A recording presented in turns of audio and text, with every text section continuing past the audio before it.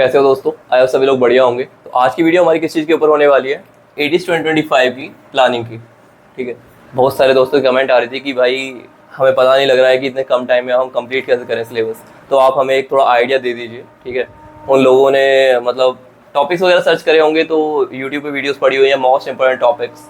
तो most important topics तुम कर तो लोगे, लेकिन उसका क्या नुकसान है वो भी अभी तुम्हें मैं बताऊंगा। ठीक है, तो सबसे पहले हम किस चीज़ के बारे में डिस्कस करते हैं, पेपर का पैटर्न क्या है। ठीक है, ये जानना पहले ज़रूरी है। तुम लोगों को पता होगा लेकिन मैं बता देता हूँ। इंग्लिश है जो कि 20 मार्क्स की आ रही है, रीजनिंग 15 नंबर की ये है, और हमारा क्वांट हो गया, क्वांटिटेटिव एप्टीट्यूड मैथ होता है। ठीक है, ये भी 15 नंबर का है, और हमारी जीके है 10 नंबर की। ठीक है, कितने हो गए, 30 40 50 60, तो 60 नंबर का ये पोर्शन है। और दूसरा है हमारा फिजिक्स एंड मैथ,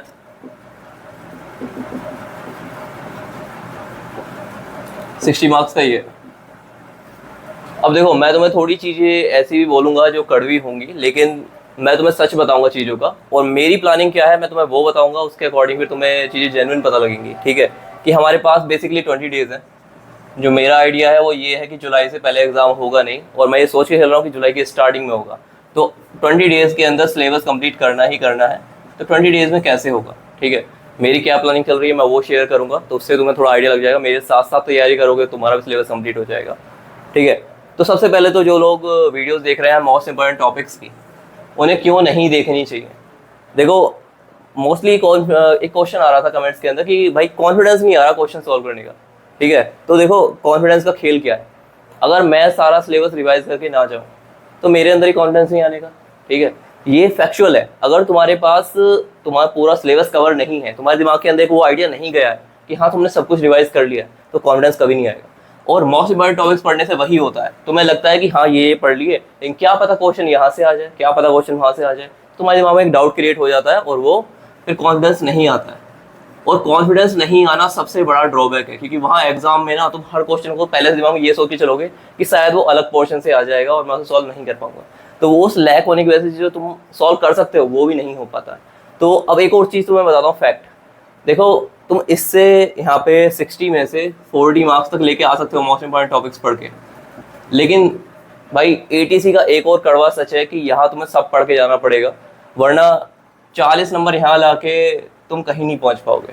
क्योंकि 40 यहाँ ले आओगे तो बेसिकली 40 ही यहीं पे लेके आओगे एवरेज, और एवरेज 80-90 मार्क्स से तुम्हारा कुछ नहीं होगा एटीसी में, कुछ नहीं होगा, ये मैं लिख के दे रहा हूँ।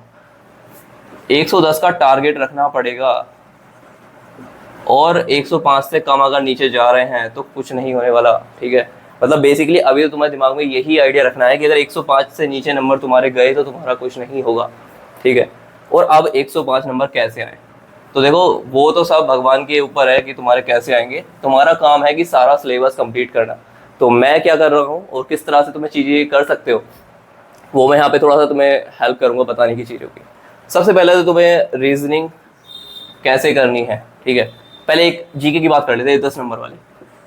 वैसे इतना तो कोई पागल नहीं होगा जो इसकी तैयारी कर रहा होगा। ठीक है, जीके के लिए अगर तुम टाइम दे रहे हो ना तो तुम टाइम वेस्ट कर रहे हो। बिल्कुल कुछ मत पढ़ के जाओ, तुक्के लगा दो सारे, तो भी 3 नंबर आने हैं। बहुत सारा पढ़ लिया, उस बहुत सारे पढ़े हुए से थोड़ा बाहर का आ गया, तो भी 3 नंबर आने हैं। अगर तुम पढ़ के गए हो तो भी तुम्हें 3 ही नंबर आने हैं। ठीक है, यहाँ पे इतना सिलेबस वास्ट है कि तुम यहाँ पे 5 नंबर से ज़्यादा बहुत मुश्किल है लाना। ठीक है, और अगर यहाँ पे तुमने मेहनत करके 10 नंबर तक खींचे तो तुम इतनी तैयारी और कहीं नहीं कर पाओगे, वहाँ से माइनस हो जाएगा। तो बेसिकली मैं तो इसकी तैयारी नहीं कर रहा हूँ, तो इसलिए मैं तुम्हें वही चीज़ सजेस्ट करूँगा, बाकी इसकी मर्जी करो। मैं इसको कुछ पढ़ के नहीं जाऊँगा, 10 में से 3-4 नंबर फिर भी आ जा रहे हैं तुक्के लगाने से, तो इसका तो ये होगा। ठीक है, रीजनिंग का क्या होगा। रीजनिंग के लिए तुम्हें कुछ नहीं करना है, टेक्स्ट बुक का पास तो सबके पास होना चाहिए। ठीक है, अभी ले लो प्रो पास, कुछ 350-400 रुपये का आ जाएगा, और ये इन्वेस्टमेंट है, इसे तो जरूर ले लो, मैं बता रहा हूँ तुम्हें। और इसके अंदर सॉल्व करो, मॉक टेस्ट लगाओ, प्रीवियस ईयर लगाओ, उसकी रीजनिंग के जो क्वेश्चंस हैं उन्हें बस सॉल्व करते रहो, उनसे तुम्हारा ये पोर्शन हो जाएगा। ठीक है, पूरे 15 से 15 आएंगे, कोई नंबर नहीं काट सकता तुम्हारे। ठीक है, मैं भी वही कर रहा हूँ। अगला है इंग्लिश। अब देखो, एज अ यूट्यूबर मैं तो बोलूँगा कि तुम मेरी प्लेलिस्ट पूरी जाके देखो, जिसके अंदर 21 लेक्चर पड़े हुए हैं इंग्लिश के, जो ऊपर आ रही होगी। लेकिन मैं ये नहीं बोलूँगा, क्योंकि 20 दिन रह गए हैं, और जो ये लेक्चर सीरीज़ है इसके अंदर इंग्लिश बहुत एक्सप्लेन, मतलब बहुत अच्छे लेवल पे एक्सप्लेन मैंने की है, जितने लेवल पे नहीं आती है, ठीक है। यहाँ पे क्या आएगी, बेसिक वोकेबलरी आएगी और बेसिक एरर्स आएंगे। तो उसके लिए मैंने एक और चीज़ करी है कि एक ग्रुप बनाया है मैंने, टेलीग्राम का चैनल बनाया है, जो कि लिंक नीचे आ रही होगी, उसे ज्वाइन कर लेना। मैं वहाँ पे सारा मटेरियल शेयर करूँगा। मतलब बेसिकली तुम्हें बस एक 150 रूल्स की एक लिस्ट शेयर करूँगा, जहाँ पे तुम्हें पता लग जाएगा ये 150 रूल से अलग ग्रामर का कुछ नहीं आना है। एक वोकेबलरी की सीरीज है जिसके अंदर 55 शॉर्ट्स पड़ी हुई है, उसके अंदर मैंने मतलब पाँच छः एडियम फ्रेजेस होगी, वन वर्ड सब्स्टिट्यूशन हो गए, वो इस तरह से एक्सप्लेन करे ना तुम जिंदगी में नहीं बोल सकते, और उससे अलग आएगा भी नहीं, ठीक है। तो ये सब चीज़ें मैं तुम्हें उस पर शेयर कर दूंगा टेलीग्राम पे। तो इंग्लिश के लिए तुम्हें वो रूल्स पढ़ने हैं, वो शॉर्ट्स पढ़नी है, और एक और चीज़ करनी है, ठीक है। आज से ही इंग्लिश का न्यूज़पेपर ले लो, हिंदुस्तान टाइम्स, ठीक है। वो तुम्हें डेली रीड करना है, डेली रीड करना है। मैं करता हूँ डेली, और मैं तुम्हें भी सजेस्ट करूंगा। उससे तुम्हारे क्या होता है, देखो इंग्लिश के अंदर हम सेंटेंस को एरर फाइंड करते हैं, ये आते हैं क्वेश्चन एरर्स वगैरह के लिए, लेकिन तुम्हारी एक सबकॉन्शियस माइंड को ट्रेन करना पड़ता है एरर फाइंड करने के लिए। तुम जब रीडिंग करते हो, इंग्लिश पढ़ते हो, इंग्लिश की मूवीज देखते हो, तो तुम्हारे दिमाग में एक सेट हो जाता है कि ये सेंटेंस ऐसे सही होता है, ठीक है। तो अगर तुम इंग्लिश में कहीं सामने को सेंटेंस दे दिया, उसे पढ़ रहे हो, तो पढ़ते हुए तुम्हें लगेगा कि भाई इसमें कुछ तो गलत है, ठीक है, और यहाँ पे गलत है, शायद ये नहीं पता क्या गलत है, लेकिन कुछ तो गलत है। वो किस लिए, क्योंकि वो ट्रेंड है। तो इसीलिए तुम्हें ये चीज़ करनी जरूरी है, ताकि तुम्हें अगर नहीं भी पता है ना रूल्स वगैरह, तो भी तुम कर सकते हो इंग्लिश को बड़े आराम से। तो उस पेपर को डेली डेली जरूर पढ़ो भाई, ठीक है। मैं शेयर कर दूंगा, किसी के पास नहीं आता है तो PDF बना के टेलीग्राम चैनल पे वहीं पे, ठीक है। तो इंग्लिश के लिए बस इतना करना है, और बाकी इसके साथ ही प्रीवियस ईयर लगा रहे हो और मॉक टेस्ट लगा रहे हो, उसके अंदर जो इंग्लिश आ रही है उनके थोड़े से नोट्स बनाते रहो, ठीक है। तो इसके लिए भी वही करना है, कोई अलग से बुक नहीं लेनी है तुम्हें इंग्लिश के लिए, ठीक है। नेक्स्ट है हमारे पास क्वांट। इसे कैसे सॉल्व करेंगे, 15 नंबर भी बहुत ज़्यादा ज़रूरी है, और एक क्वेश्चन ऐसे होते हैं कि तुम 15 में से 15 ला सकते हो, यहाँ पे भी 20 में से 20 ला सकते हो, 15 में से 15 ला सकते हो। ये नंबर ऐसे हैं जो कहीं नहीं जाते हैं, ठीक है। तो तुम्हें 50 मार्क्स तो ये समझ लो बोनस में बिल्कुल सीधे सीधे मिल रहे हैं, और 3 नंबर तुक्के के मत भूलना। 53 मार्क्स तो यहाँ पे बिल्कुल फ्री में मिल रहे हैं। तो ये 15 नंबर कैसे आएंगे, देखो जो क्वांट है ना, मैंने कहाँ से प्रिपेयर किया है, CDS पाथफाइंडर। इसके अंदर 28 चैप्टर हैं, और मैंने वो सारे किए हुए हैं, सारे क्वेश्चन सॉल्व किए हुए हैं, तो उससे अच्छी खासी प्रैक्टिस मेरी हो रखी है, ठीक है। तो अगर तुम लोगों को करनी है, ठीक है, ये चीज़ प्रिपेयर करनी है, तो इसकी एक प्रॉपर PDF बना के, मतलब जो 28 चैप्टर है उनके क्वेश्चंस ना, खाली जो कॉन्सेप्ट है हमारे, उनके जितने फॉर्मूलेज वगैरह जो भी चीज़ें, सबकी एक PDF बना के मैं शेयर कर दूंगा टेलीग्राम चैनल पे। तो उन्हें बस तुम्हें रीड कर लेना है, उससे तुम्हारा क्या है कि रिवीजन हो जाएगा सभी फॉर्मूलेज का। बाकी प्रैक्टिस करते रहना, सारा गेम प्रैक्टिस का है। देखो प्रैक्टिस कैसे करोगे, यही मॉक टेस्ट लगाना है। देखो अब तुम्हें 20 दिन के अंदर ना 20 मॉक टेस्ट तो लगाने ही लगाने हैं, और ये खाली मॉक टेस्ट के अंदर प्रीवियस ईयर भी जोड़ सकते हो। 20 टेस्ट तुम्हें लगाने ही लगाने हैं, ठीक है। अगर तुम हर दिन एक टेस्ट लगा रहे हो तो तुम सही रास्ते पे हो, ठीक है, तुम कर लोगे। अगर 20 में टेस्ट लगा लिए ना, तो तुम यहाँ पे 55 मार्क्स बड़े आसानी से लेके आ जाओगे, ये मैं गारंटी दे रहा हूँ, ठीक है। तो ये प्लानिंग होनी चाहिए तुम्हारी 20 दिन की, 20 दिन में 20 मॉक टेस्ट, ठीक है। अब इसके साथ क्या, ये तो हो गए, चलो हमने बता दिए, निकल जाएंगे। अब फिजिक्स एंड मैथ, असली गेम यहाँ फंस रहा है, ठीक है। तो ये 60 नंबर में से अगर मोस्ट इंपॉर्टेंट पढ़ के जाओगे तो ये आएंगे तुम्हारे, और ये मिला के तुम्हारे 95 बैठेंगे। तो अगर SC ST में नहीं आ रहे हो तो कहीं नहीं आ रहे हो फिर, ठीक है, ये पॉइंट है। तो अभी मैं तुम्हें बताता हूँ कि फिजिक्स और मैथ करनी कैसे है। देखो मैं अपनी बताता हूँ मैं कैसे कर रहा हूँ। जितनी मैंने अभी 5 वीडियोस डाली है फिजिक्स के लेक्चर्स पे, उसके अंदर क्या है कि मैंने पूरी 11th की फिजिक्स कंप्लीट कर दी है, ठीक है। मात्र 5 लेक्चर में खत्म हो गई है, अगले 5 में 12th की भी हो जाएगी। तो बेसिकली 10 लेक्चर होंगे टोटल ये, और इसके अंदर पूरी फिजिक्स कंप्लीट हो जाएगी, और इससे अलग फिजिक्स का कोई क्वेश्चन नहीं आएगा, ठीक है।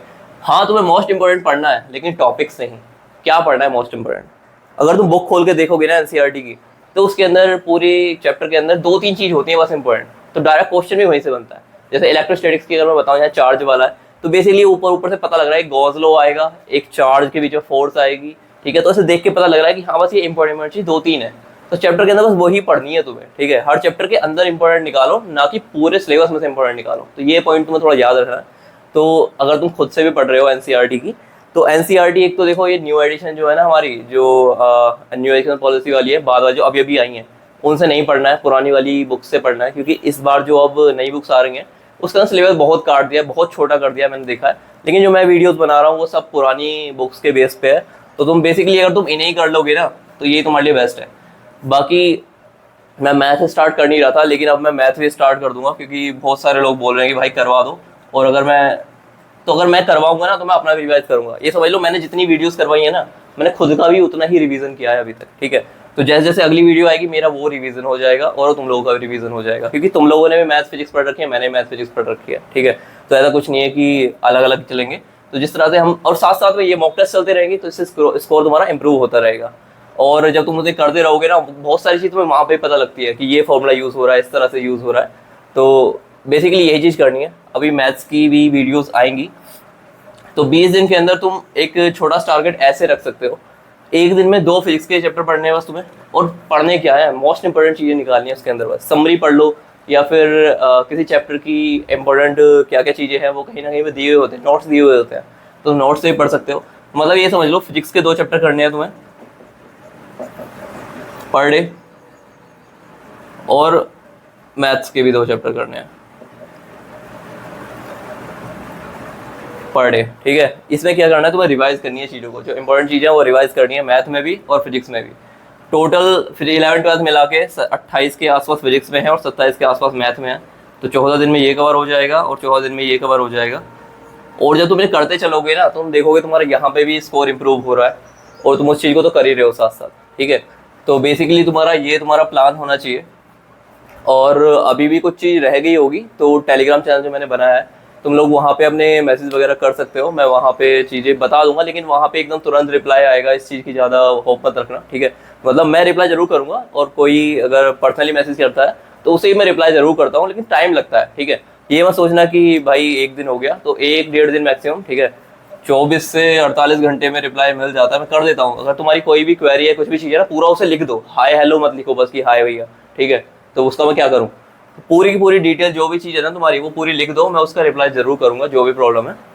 और बाकी अभी तुम्हें इसके अंदर कोई डाउट हो क्या क्या कैसे कैसे करना है, तो मुझे बता दो। बाकी ये मेरा प्लान है जो मैं खुद फॉलो करने वाला हूँ, ठीक है। मैं तो बेसिकली अब जो मैथ्स करवाऊंगा तो 4 चैप्टर एक साथ लूंगा एक वीडियो के अंदर, 4 के साथ एक वीडियो आएगी। ऐसे यहाँ पे भी अब 3-3 4-4 चैप्टर एक वीडियो में कवर मैं कर रहा हूँ। अगर तुम वो 5 वीडियोस तुम लोगों ने देखी हैं तो तुम्हें पता लग गया होगा कि कितना ज़्यादा इफेक्टिव है ये लेक्चर्स। और आई होप ये चीज़ तुम्हारे हेल्पफुल होगी। बाकी मैं ज़्यादा वीडियो को खींचूंगा नहीं लंबा, ठीक है। तो थैंक यू एवरीवन।